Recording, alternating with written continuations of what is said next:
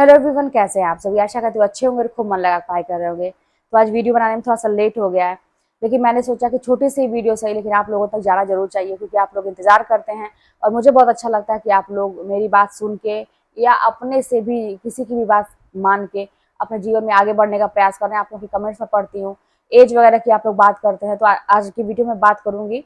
और लेट हो गया है तो क्या हुआ, आज के दिन मैं आप लोगों के लिए मेरे दिमाग में हमेशा विचार चलते रहते हैं। देखिए जवान लड़खड़ा रही है ना, क्योंकि बहुत थकान हो गई है आज। और थकान किस वजह से आप लोगों को तो पता ही होगा कि ड्यूटी लगी हुई है हम लोगों की, ये जो प्रदेश में परीक्षा हो रही है। तो सुबह से लेके शाम तक एकदम खड़े खड़े ना, और आए हैं समझिए 6:30 पौने 7 ऐसे होने लगा था। बहुत भीड़ भी थी आते आते, तो आते ही मैं सो गई हूँ। पैर इतना दर्द कर रहा था, सिर सारा कुछ। लेकिन एक बात बताऊं, ये मतलब सारी चीज होने के बाद भी एक चीज है कि अच्छा लगता है। आप लोगों से भी मैं एक चीज कहूंगी कि एक सर थे मेरे, वो ये कहते थे कि आपको टेंशन तब नहीं होना चाहिए कि आप बहुत थक गए हैं, आपका शरीर काम नहीं कर रहा है या बहुत ज्यादा आपके सिर पे लोड आ गया है, तब आपको टेंशन नहीं होना चाहिए। टेंशन तब होना चाहिए कि जब आपके पास काम ना हो, है ना। तो ये बहुत बड़ी बात है, क्योंकि देखिए क्या होता है ना कि आराम करना अच्छा तो लगता है, लेकिन आराम करने से घर नहीं चलता है, ना ही आगे जीवन में आप कुछ कर सकते हैं। 1-2 दिन आप बैठ सकते हैं, लेकिन उसके बाद आपको काम पे लौटना ही पड़ता है। और ऐसा हो जाता है कि कुछ लोगों की आदत जो होती है ना, हमेशा आराम करने की, आलस करने की, कोई भी चीज़ मेहनत नहीं करने की, है ना, कहने का ये मतलब। तो उसका यही होता है कि बाद में चल के उनको काम के लिए बड़ी दिक्कत होती है इधर उधर खोजने में। तो चलो भाई ठीक है, थकान हो या कुछ भी हो, काम मिल तो रहा है सही, तो ये खुशी है। सुबह सुबह जब मैं अपने स्कूल भी जाती हूँ ना, तो खुशी खुशी जाती हूँ मैं। ठीक है, सुबह उठना किसको वो लगता है कि सुबह उठ के जाओ, है ना, लेकिन एक होता है ना कि जो चीज़ आप चाहे उसको पाए और उसके लिए आप काम कर रहे हैं और उससे आपका परिवार चल रहा है, तो अब वो काम आपके लिए एक पूजा की तरह है। ठीक है, आप कहीं भी जॉब करते हैं, वो छोटा काम हो या बड़ा काम हो। प्राइवेट में भी जब मैं जॉब करती थी, तब भी अपने काम को एकदम पूजा समझ के करती थी, ईमानदारी से करती थी, चाहे कम पैसे मिले चाहे ज़्यादा पैसे मिले। और मैं समझती हूँ ना कि ये बहुत बड़ी चीज़ है कि अगर आप काम को बड़ी ईमानदारी से करते हैं, ठीक है, अपना सब कुछ मान के करते हैं, क्योंकि उसी की वजह से जो भी है, जो भी आपके पास है उसी की वजह से है। तो वो चीज़ें ना आगे जुड़ती रहती हैं आप में। और वही बात है, कहीं ना कहीं कर्म है ये सब, कि आपको बड़ी चीजें मिलने लगती है। ईश्वर भी देखते हैं कि भाई ये बहुत ही कहते हैं ना कि कर्मठी है, अपने कर्तव्य के प्रति पीछे नहीं हटता है, काम करने से भागता नहीं है। इसको दिन रात कह दो खड़े होकर काम करने में, या कुछ भी कह दो, ये कभी भी हार नहीं मानने वाला है, तो इसको क्यों ना बड़ा काम दिया जाए, है ना। तो ये होती हैं चीजें, विश्वास मानिए मेरे साथ तो ऐसा ही था, मेरा अनुभव है खुद का। नहीं तो बहुत लोग हैं दुनिया में मेरे जैसे, दुखी भी हैं। और क्या, अब तो मैं दुखी उखी नहीं हूँ ना, कभी थी, मानना ही नहीं चाहिए। और वही चीज़ है कि प्रॉब्लम वाली बात अगर करें या पढ़ाई लिखाई की बात करें, मुझसे ज़्यादा ज़्यादा क्वालिफिकेशन लेके लोग बैठे हुए हैं, बहुत सारे लोग हैं। लेकिन मैं देखती हूँ कि बस अपने थोड़े से कहते ना कि आदतों में बदलाव न करने की वजह से कहिए या जो भी कहिए, वो कहीं ना कहीं वहीं पे रुके हुए हैं। अब बात वही हो जाती है कि कुछ लोग मुझे ये भी कहते हैं कि अरे इनका हो गया है तो अब बोलेंगी ही। ऐसी बात नहीं है कि मेरा हो गया तो बोले, एक अनुभव है ना। बहुत सारी चीज़ों का ऐसा अनुभव मुझे हुआ है, वो बस पढ़ाई लिखाई ही नहीं है, और भी चीज़ें हैं।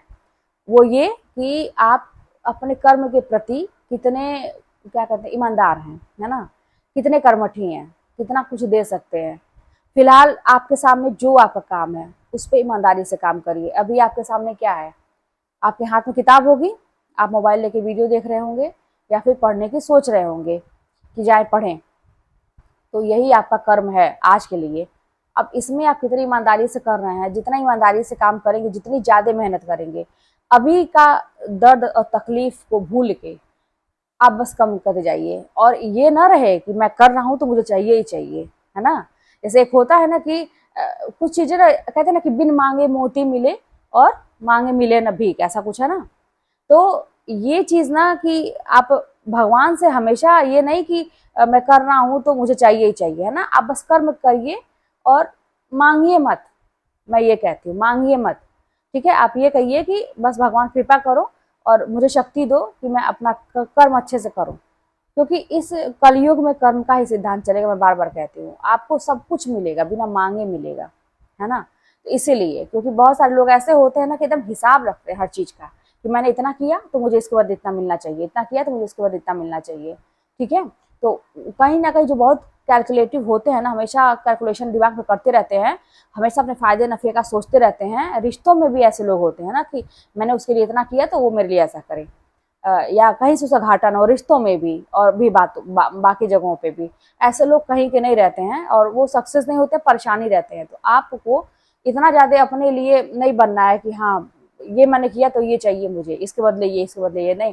ठीक है, वो कौन नहीं चाहता है कि मुझे चाहिए, लेकिन आप बस अभी फिलहाल सब कुछ छोड़ के कर्म करते जाइए। और वो कर्म ये है कि अभी अपने शिद्दत से पढ़ाई करते जाइए, दिल से, जितनी आपके पास ताकत है।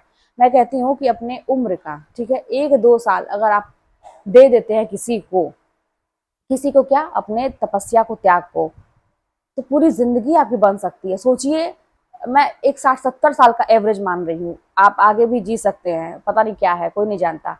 60-70 साल में अगर आप 1-2 साल एकदम अपने उस जीवन से काट दीजिए, डिलीट कर दीजिए बाकी चीजों के लिए, बस वो चीज पूरा पढ़ाई को डेडिकेट कर दीजिए, आप देखिए आपका सिलेक्शन ना हो तो कहिए। तो यही चीज है कि त्याग करना पड़ेगा, और करिए। और भगवान से कहते हैं ना कि भगवान का शुक्रिया अदा करिए कि आपके पास काम है, नहीं तो बेरोजगारों की संख्या आप देख ही रहे हैं, परेशान है लोग काम के लिए, ठीक है। तो काम से जो थकान होती है उसका अलग ही आनंद है। आप भी इतना पढ़िए कि पढ़ने के बाद जो थकान होती है, जो कष्ट होता है, जो पीड़ा होती है ना, ठीक है, रेस्ट कर लीजिए थोड़ा सा, 5-10 मिनट जो भी रेस्ट कर लीजिए, आधा घंटा। उसके बाद भी जब 2-3 दिन तक होता है ना, बहुत पड़ा, मेरा जबड़ा दर्द कर रहा है, मैंने बहुत लिखा, मेरा ये उंगली दर्द कर रहा है, बहुत सारी चीजें होंगी ना, आपको मन में एक होगा कि मैंने पढ़ाई तो की कम से कम। तो इस तरह से ना, एकदम जितना तकलीफ हो उसी पर और रगड़ते जाइए, जितनी तकलीफ हो और करते जाइए।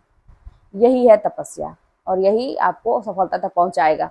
चलिए मिलते हैं नेक्स्ट वीडियो में। कोई बात होगी तो कमेंट के माध्यम से बताइएगा।